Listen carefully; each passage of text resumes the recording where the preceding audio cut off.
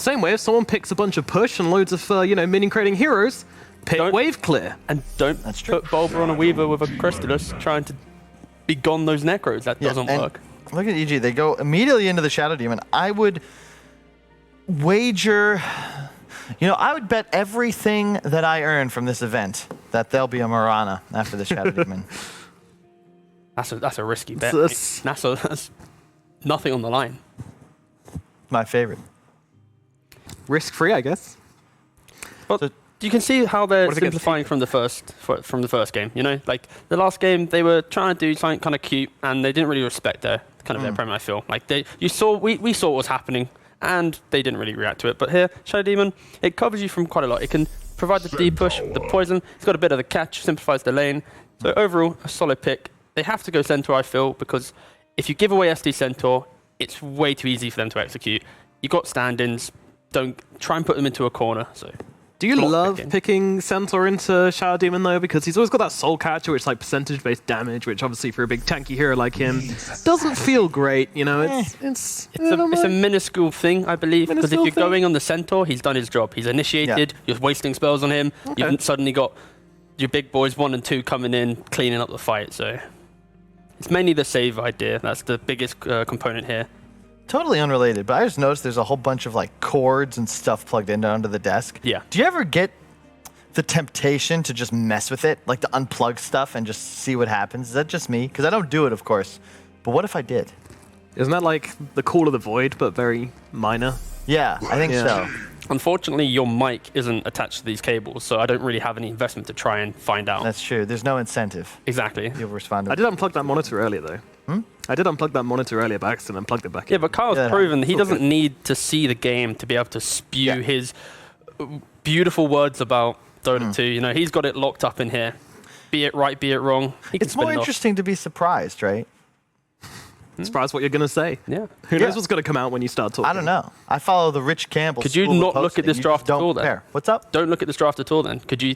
You just looked at it. You cheated. Well, I gotta at least be able to ask you guys some questions. You are the analysts after all.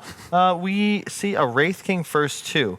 Are we a fan of this is my question, because it's arguably only going to be used as a carry. I could see perhaps Bulba plays it in the offlane. Used to be a thing, Bulba? And it seems kind of built for Bulba, right? 3 passives, 1 stun. You can press the other button now. I'm dead, guys. Stun. That's about it, right? But I'm Maria. And then I'm alive again. GG. That's all he's got to do this game. It's a good point. It's a good point. We saw this yesterday, and I think it was Skeeter demonstrated how you can win a game from playing Wraith King and not having to press any buttons to win the game. Through simply existing in the game and dying first and respawning, they won the game. So I kind of want to see Bulba on this hero.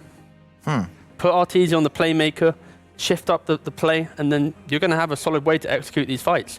Go on, Bulba. Go on. Take the fight. Go on, buddy. Go get... it's good. I can see it working. All right. Nomad, you've talked about how you wanted an enhanced sense of touch. If you could touch EG, how would you address the weaknesses in their draft? The weaknesses in their 2 heroes of their draft so far? Well, you got a bit of lockdown, you got a bit of control up. I think they need to find a bit of damage right now. So, give me I don't know, who does a lot of damage? Zeus. Pick one random. There you go. Zeus sounds good. Yeah, we'll do that. No. Dude, is this how you do this paneling thing? Yeah, it's so Zeus easy, would be great because he has lightning bolt. Lightning bolt does damage, and that's what they need. Yeah, perfect. Just pull something out of your ass and just be like, hey, this could be good. And then the guy next to you is just like, no, that sounds terrible. And here's why. And you say, well, let's agree to disagree. And then you move on. And before you know it, the draft's over. You're kicked back in a beanbag chair, sipping a Mai Tai. Speaking of, if we could get some Mai Tais delivered, that would be excellent. We would enjoy that. This is a hero I have been waiting to see. It feels like we've hopped at a time machine. It's like 4 years ago. Warlock, one of the best spread damage supports in Dota 2. You got a huge BKB piercing ultimate, and specifically upheaval against Wraith King, man. It's naughty for sure. Like it's pretty good. But then the ultimate. Say it's naughty? Naughty, yeah, like naughty. Like it's. What are you on about? That's British. Naughty, like naughty, like you've been a bad boy. Naughty. Yeah, but like not naughty as in like that version of it. It's more like it's kind of naughty good, Like, it's like cheeky. Naughty. Yeah, cheeky, naughty. Say cheeky a bit. It's a cheeky warlock pick. There's 2 Brits, 1 American. Just accept it. Move on. Whatever. I think we should have kept you across the pond. There is the Mirana from EG. You've got tons of setup for it, so it does make a lot of sense. But I'm a little concerned. There's no real team fight on this lineup thus far. It's just straight up point and click single target stuns. Yeah, it's not looking good. And even if they do hit that combo, you have to kill him within that initial arrow stun. Otherwise, Centaur's going to, oh, they're already out of the fight. Yep. So they really need to find some kind of continuous lockdown. For example, I don't know if Mars is banned, but like that Mars type hero that can actually contain the fight, and then you can mitigate the fact that you don't have enough lockdown. And they already punished that with the Void Spirit. You lock in, even if you stun him. We saw it in a game earlier today. They arrowed him, stunned him, and then he was able to dissimulate, and he's just already out of the fight. It's funny you mentioned Mars. Nomad, do you ever feel bad for Pluto? No longer a planet? No, Pluto was never a planet, and it completely deserved to be demoted. It's a joke, honestly. It's a little worthless, yeah, exactly. Yeah. I always, okay. If you guys say so. I guess I feel a little different. Kunkka provides a little team fight, set up for the arrow and damage mitigation. It fixes the draft, for sure. It's the doctor of this draft, you know? Without it, got nothing. There is one thing, though. I understand that it's nice to reduce damage against Warlock, but I've always loved playing Warlock into Kunkka, because you don't necessarily want to buy early BKB. But more importantly, Fatal Bonds last longer than Boat debuff. So if you hit a 3-4-man Fatal Bond, the boat might save you for a while, but as you start to tick down as the rum fades off, suddenly the Fatal Bonds can kill you. Hey, I'm still here, by the way. Like, oof, yes.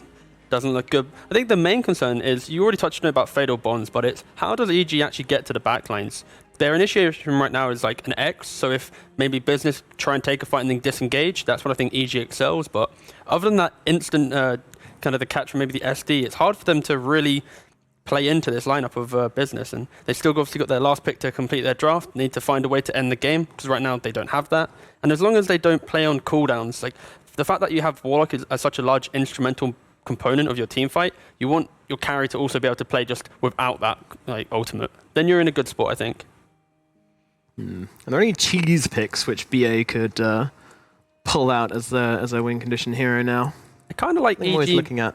EG could just go for like a casual Night Stalker, put it on Bulba, get that tempo, run at them. That could be fun. Don't they need team fight? No, but I feel like I'm on about the backlines, right? Like, you can, of course, go team fight, but still, how do you get into the fight? Like, there's no hero here who wants to run in. Sure, at the later stages when Wraith King has maybe a Blink Dagger, he can jump the backlines, but you don't have any natural hero that wants to go in. So I think you want to put Bulba on that kind of beeline hero that can just quite easily ultimate, go. You really like pressing the yeah, I'm just testing its strength. Also, I want to make sure you better cleanse that afterwards. Of course, yeah. I've got the... I bet you're one of those guys that has the really loud keyboard and constantly... luckily not, no. I've got one of those nice sort of soft ones, and I'm very delicate. It's like a Dota player thing. They really like the clackety-clack. Yeah. Like, they want to hear and know the keys are being There's a well-known pressed. brand that I'm sure they actually factor that in when they want to design a keyboard. They kind of crank up the clickiness. To be fair, I thought it was ridiculous, but I recently went down that path myself, and it does feel pretty... within my increased sense of touch, there's another thing I could enjoy. I just spend all my days typing. Abaddon was picked, by the way. Kind of... Oh, and then they get Alchemist. Warlock Alchemist, it's a hell of a draft. You've got effectively 4 playmaking heroes, tons of team fight, and an Alchemist with no true counter. Yeah, so you disrupt him, you arrow him, cool, that's great, Void Spirit kills you. Disrupt the Void Spirit, cool, Alchemist kills you. Unfortunately, I hate to say it, but I think business are going to 2-0 this. Their draft is just it's clean. You don't have heroes that can quite easily pressure the jungle, even if the Mirana wants to rotate in. You're supporting cast of an Abaddon, Wraith King. None of these heroes really want to come and help you, so Alchemist is going to free farm. I think it's just a thing to go. No one on EG does things except maybe Kunkka, but everyone else is kind of just feeling very, very underwhelming. And they've got an arrow to throw out. You've got Wraith 5 Blast doesn't really do much. That guy just dies. Like it's and I hate Abaddon right now. I really do hate Abaddon right now. That hero feels. You guys were right last game. Unfortunately, you're wrong this game. EG is going to win. We will probably get a game 3. Okay. That is, of course, the script. I'm curious as to what the casters think. I think Me too. I think I'm right, but what do you? Am I wrong? Lyrical? I mean, definitely, you're wrong. There's no question about it. But that's okay. It's okay to be wrong here, right, Mr. Slam Jamma? Yeah? Yeah, I'm kind of nervous just because initially my impression was that EG's draft was pretty good, and then Kyle said he liked it, so... I'm torn. I think that it's just going to come down to the tower pressure. As always, Brian's discussed at length on his stream the importance of killing those tier 1s early on, specifically mid. And we'll let you guys handle it, as you are, of course, the real experts. So, Lyrical, Brian, please take it away. Game 2, EG versus BA. Let's get into it. See, this is what's so tough about this, right? You have this lovely, nice little intro. Last time, Kyle dissed us before we went live, and now he puts out a nice little compliment. I don't know how to feel. I feel so conflicted right now. Yeah, I'm definitely getting, a little bit of push-pull back and forth here, kind of just yanking our chain. Not really, he's just keeping us guessing. That's just what Kyle does. We do have like a 5-man smoke from EG here. You're going to catch Moo with the disruption into the arrow combo. Who are they going to give the last two? Lyrical, go! Last hit. Give it to Arteezy. Oh, no. Okay. Yeah. I liked it better. Okay. I mean, one thing I'm kind of curious about, I feel like he's got to go with Spirit Vessel this game, right? Like, looking at the Alk, is it just an absolute necessity? And is there a better hero than Ryoya in this one? I guess. I think the only other real build on Kunkka is like Shadowblade Halberd or maybe like a Radiance. And you're not going Radiance because Arteezy's going to go it on Wraith King. I think it definitely makes sense. It's his job to set the pace this game. He's going to be every play that's made by EG is going to come through the Kunkka. You pretty much need the Abaddon to have a pretty good lane so that you can have him walking at buildings, which naturally sets up the Kunkka to be aggressive on the map. If both teams are allowed to farm freely, I think Business Associates is gonna crush this game. But I am a bit concerned on the opposite of what happened in the first game. I think Business Associates kind of might just get their towers ran down. Centaur is a pretty greedy core. Like, he actually wants to farm for the first 10-15 minutes of the game. And obviously Alchemist is quite greedy. Warlock's not really a playmaker early on. So EG certainly has potential to snowball this game, is what I'm saying in short here. Okay, I can dig it. And, you've got this nice combo. We already talked about it. The Mirana Shadow Demon shenanigans that can come out. It is a little bit different. There was like a period of time, I want to say, where I kept on seeing like boots first on those two running around the map and making stuff happen. This time both going for headdresses. So they're probably going to need to like sync up, and maybe when we see both of them TP to a lane together or whatever, be in a lane together, they make that rotation happen. But at least for now, it looks like they're just going to try and do a straight up lane. So we'll see how that works for him. Arteezy going with the build that I think people have started to see more and more often on Wraith King as a whole, which is just Vampiric Aura and Mortal Strike maxed out early. Yeah, the fact that they made Vampiric Aura give you 9 damage level 1 instead of 6, it doesn't seem like much, but it's just enough to make that value point just worth it. You're giving yourself, an extra, 15% damage? Like, that's just easy last hitting. It's also a bit of sustain. So we've talked about how much of a sustain heavy meta this is. Then like, stun's great and all, but as I've said, it's really hard to harass unless you're killing somebody in this current patch. Fly getting this whole body block shenanigans here takes a lot of damage just because he was tanking a bunch of creeps in the middle of 2 heroes. But needless to say, like, it doesn't really matter if you're stunning people if they're not dying on Wraith King. Why not just win the trades? I've had a big struggle myself as an offlaner dealing with his skeletons on a lot of different heroes. I think Centaur's okay just because of his passive. Going for that Ring of Tarrasque again, Brax's. I think he had a Quelling Blade flown out to him, but he started with the Ring of Tarrasque again. So he's either using these games to experiment or he's committed to the fact that this is the optimal build for these strength offlaners. It feels really nice just to get that constant range. Like 4.5 this early on is so insanely good. That's a lot. That's like an old Ring of Health. Like, that's like Ring of Health, 3 patches ago. That's pretty crazy. Oh. So definitely a nice little combo for him. We didn't talk about it all that much, except the early kill that he got, but Ryoya playing on what I think is one of his most well-known heroes. That and like OD are the ones that stand out to me for him. Really comfortable and already taking that early point next, which is going to allow him to TP back home if he wants to stack up on regen. But that against Void Spirit, we'll see how 9 does. I felt like he played a pretty good game last time. Just kind of owned in the Lycan, but I don't think he's going to have as easy of a time against the Kunkka this round. Yeah, for sure. Moo's getting a little bit pressured top in terms of levels. Bulba is out leveling him pretty drastically, almost level 4, while Moo's not even level 3 yet, but he is getting really good CS on the Alchemist. And I would say he's one of the few heroes that's much more important than the levels. Mirana does snipe his courier on the way back with that Radiant ward placed in lane. Tentatively, teams start to become suspicious that you have a ward when you start sniping their couriers like that. So maybe we'll see that get dewarded. Looks like they're going to try and get that one taken out as well. I think that still is going to block the camp now. So Crit can't move in and get himself some free CS on those large creeps. No respawning the second round. So yeah, kind of a slow little start. We haven't seen a ton of Alchemist lately. The hero still feels like he's pretty much the same as he's been before. Is there anything like in the meta that you feel like really changes what his timings are? I think the hero is still the same. I think the fact that lanes are pretty sustain heavy and kind of chill right now. Heroes like Spectre are really popular, I think, too, for that same reason, at least in my pubs. I think Alchemist kind of fits that kind of meta where not much is all that is really happening. He does get long duration arrowed here, but Fear immediately throws out the heal, and they're fighting on top of Acid Spray, so it's not exactly the best engagement. But bottom lane, disruption.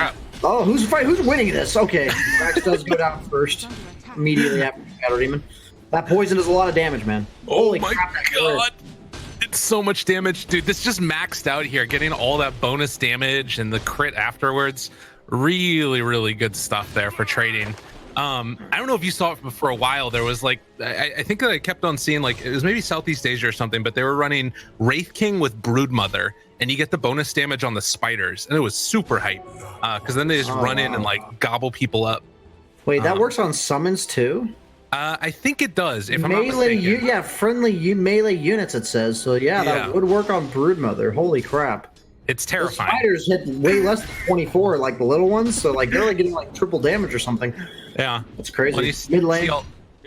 Oh, go on him. It's looking pretty good with that arrow follow up, and will go down. No chance for a turnaround. X still on cooldown for a while, so he can't do the XTP to heal back up for a bit.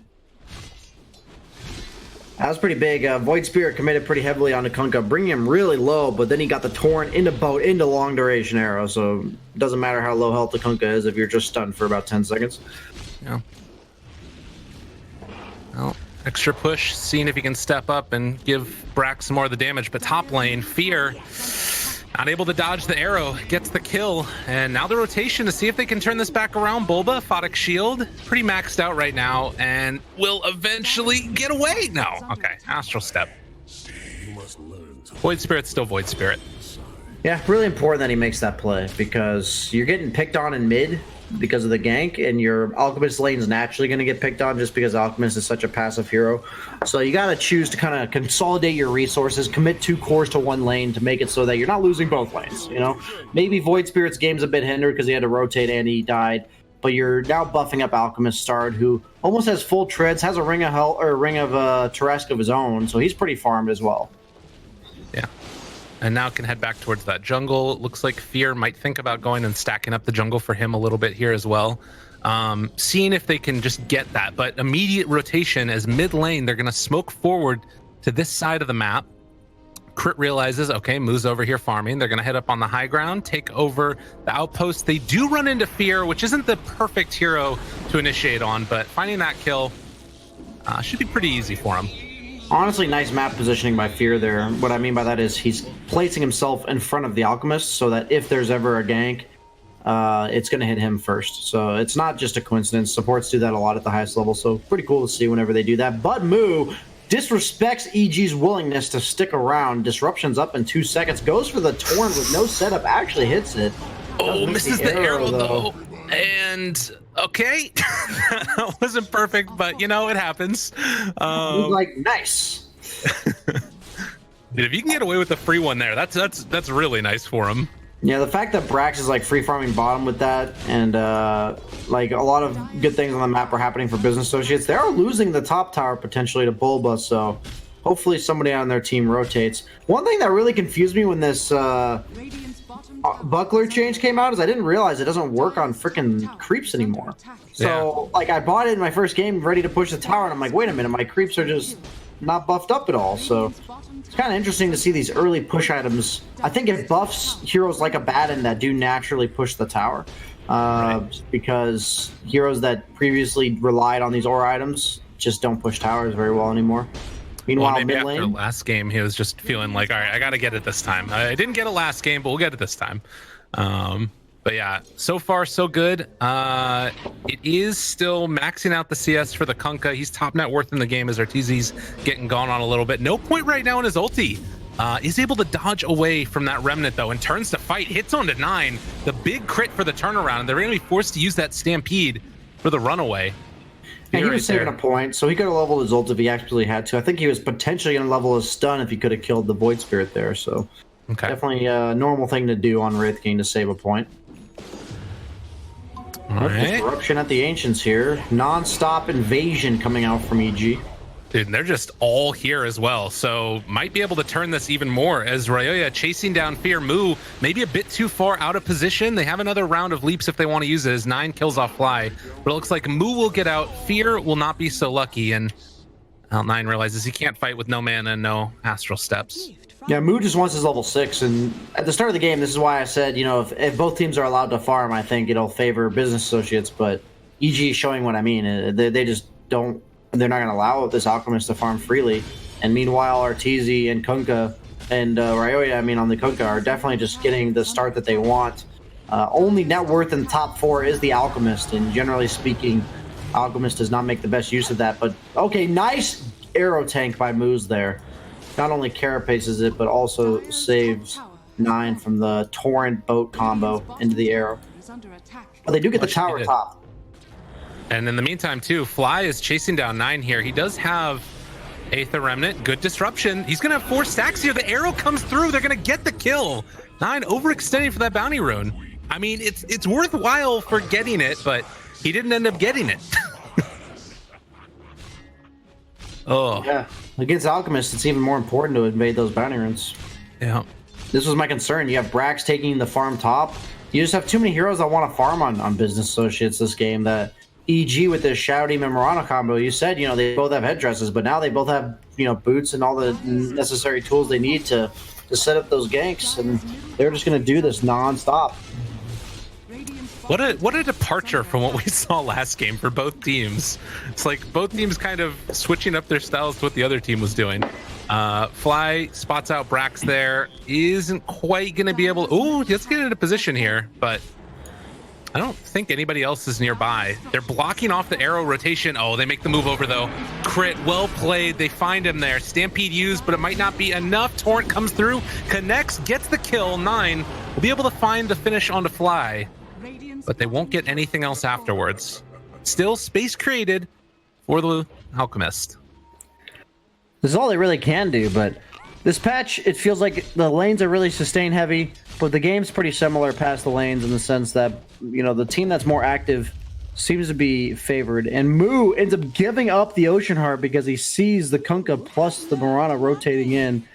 That's one of the most annoying things that ever happens to me. When I'm farming a jungle camp, I know I'm a bit at risk. I see somebody coming towards me, and right as I'm leaving, my creep I kill drops an item. I'm like, no!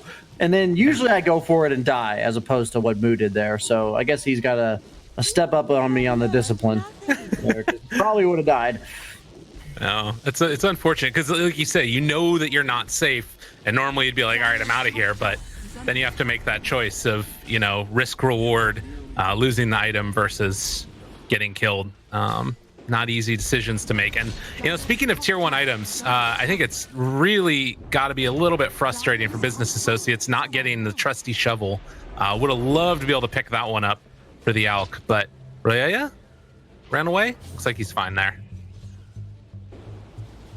Oh, X onto 9. Arrow coming in afterwards. They not able to block it with Brax. A good hoof stomp, but it's not enough. Void Spirit goes down. Dude, 1 by 1.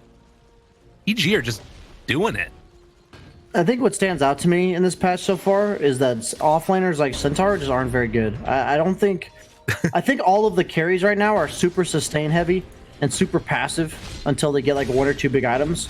and like Wraith King, you know, farming up this Radiance. Obviously, he's been rotating to take towers, but that's all because he's just farming, and it's you know, efficient farming to not only be farming but also be taking towers. And it feels like when you have this Centaur hero, as opposed to a Batten who's been running around the map freely, he's just being too greedy, I think, for this patch. I that's what I have kind of figured is when I played offlane. Like I this whole patch, I never feel like I have time to farm. And even though Bulba's like kind of farming, it's more so just because he's in a Batten that's unkillable. It's not because he's, you know, taking a lot of passive time to farm. And he's just running at them with the rest of his team as of now and trying to make a play onto Ryoya, but he's super tanky with that Halberd double bracer build. I don't know how well this is going to work. Oh, and I'm not seeing, they have a Sentry Ward up on the high ground as they walk into it now. A good Impale, the Warlock ulti afterwards. Is it going to be enough Fatal Bonds? They're all caught together, but I don't know if they have the damage that they need. Bulba pops his ulti, still living through it. The turnaround Fear is going to get caught, going to get killed, and now 9, in spite of all of the Fatal Bonds, the Rum buff keeps them up and strong, and EG just waltz on. My God. Oof. Yeah, you know, pretty rough the other way this game. The worst part about all of this is Kyle might be right. That's potentially the worst thing here. That's a thought of nightmares, Lyrical. This is meant to be a, you know, charity, well-intended stream. No reason to give people thoughts like that. I'm sorry. In dire times like this. I'll try. I don't want to be alarmist. Oh, crit. Oh, they're chasing. Moo, he just wants his relic. That's all he wants. That's all he wants in the world. They're chasing. Crit. He might give up his life here, or he might not. Moo is just done. Oh, he was so close to the relic. Oh, that hurts. Yeah, he even had the gold for it. He just couldn't even get to the side shop to buy it. He has this courier there now at the bottom one, but now he's died, so he doesn't have the gold anymore. Well, tough stuff indeed. And EG still looking strong, in control of this game. About to pick up Roshan #1. And it might be the only one, depending upon how the next couple of minutes go. Business Associates need to sort of pull things back together a little bit. I mean, it felt like that Warlock ulti might have been the route to take the fight. Like, is there something more that they need? Is it literally just that they need, like, the items? They can't fight right now no matter what? Yeah, they just need the Radiance. They don't have enough sustained damage to actually take down these tanky cores like the Wraith King, the Abaddon, and the Kunkka. Through the saves like the Disruption, as well as the Abaddon Shield. They need sustained damage, and until that Radiance comes out, they just don't have enough of it. Moose is going to get caught by the X combo. Does carapace the boat, but Ryoya gets tickled by his own boat. And does end up losing his courier to the creeps. So pretty, that's going to be a delay on the Spirit Vessel. Maybe a small glimmer of hope for Business Associates here that probably doesn't mean anything. Yeah, probably not. You mentioned that Carapace too. Just the 1 point right now in Carapace for Moose, unfortunately. Oh Silence. no. Oh no. Oh, the long duration silence. They got the banishment. Time the torrent, Ryoya, arrow, everything lands in good time onto 9. And we said earlier that, you know, game #1 was his. Game #2 is not looking like that's the case. He's been hurting. Yeah. I'm not gonna lie, it's pretty ballsy pick to pick Void Spirit on what is it, like 110 ping he's got going here to US East. Watching him try to dodge spells and stuff with his abilities has not been panning out very well for him this game. So definitely got to factor in the ping issues here when it comes to playing these online events. Yeah, that's a good point. At the beginning, they mentioned that he's playing from Germany right now. If I'm not mistaken. Last game, he just, played Lycan, marched down some buildings with creeps. That worked out a lot better than this elusive, reaction-based spellcaster like Void Spirit. Does get arrowed on the Centaur. Do have the high ground push already coming out from EG, 17 minutes in. Chase coming through. Moo is caught, needs to be careful. He's getting the Radiance burn damage slowly but steadily, but there is no stun to turn it back around. Is there a save at all? Warlock ulti, drop down onto it afterwards. Maybe a chance, a hope, no. It's all dashed by the wayside, and EG will only lose the Wraith King, who's coming back in just a moment anyways, as Ryoya walks forward brazenly, kills off Moose. Another round of arrows, is able to dodge away from that one. So that keeps alive 9, but Only keeps him away for a second as they pull him back in. The Torrent is there now. Does manage to get the jump away, but the Spirit Vessel charge rather the Urn on him. He'll still live through it. Holy Toledo. Apologizing. Yeah. Yeah, this is a direct reflection of the last game, an inverse, you know, what team is doing what here. EG is now stomping down the lanes, killing all the racks at 18 minutes. Business Associates on their, probably their, you know, let's take one more fight with this Radiance and see what happens here. Moo, conking that stun, 3-man stun, but is it enough? Maybe a chance, maybe a hope, a dream. Business Associates wanting to make it happen. Oh, the boat is gonna connect though, and it blows up Moo. And now, again, it's all the dreams dead. An arrow goes out, connects onto Fear, who tried to dodge it. The old EG man is gonna get taken down by his old team, and Business Associates looking like they don't really have an answer right here. GG is called, going to game number 3. Kyle was right. Kyle was right. I know, it's true. It's okay. He did a good job. And